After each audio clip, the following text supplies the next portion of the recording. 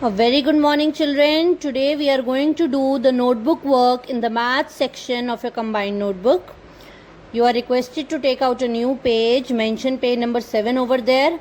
Today's date work, and on the left hand side you are supposed to write day, that is Tuesday. After that, just give a heading chapter 2 numbers up to 1000. Underline this heading. After this, just leave a line and write down question 1. Complete the given table. As you can see that I have drawn a table over here with the 4 columns. The first one is of numbers, the second one is of hundreds place, the third one is of tens place, and the last one is of ones place. So we have already discussed the concept of place value in the previous videos. So today we are just going to recapitulate that. As you can see that here it is a number written. The number is 506. So we will be segregating this number according to its place. As 5 is there is at 100 place, so we will be writing 5 in the 100 column. 0 is there at its tens place, so we will be writing 0 in the tens column. Whereas 6 is at its ones place, so we will be writing 6 in the ones column. Similarly, can you read this number? Yes. The number is 694.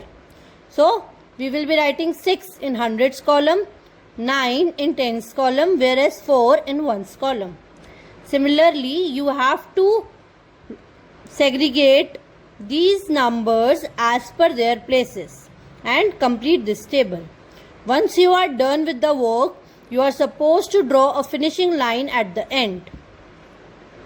Now, once you will complete this work, you have to take out a new page and mention page number 8 over there. Again, you have to write date, day and classwork. Give a heading chapter 2 numbers up to 1000. Leave a line and write down question number 1. Write the expanded form of given numbers. Now, you have to expand that number. We have already done the expanded form in the previous videos. So now let us just recapitulate that.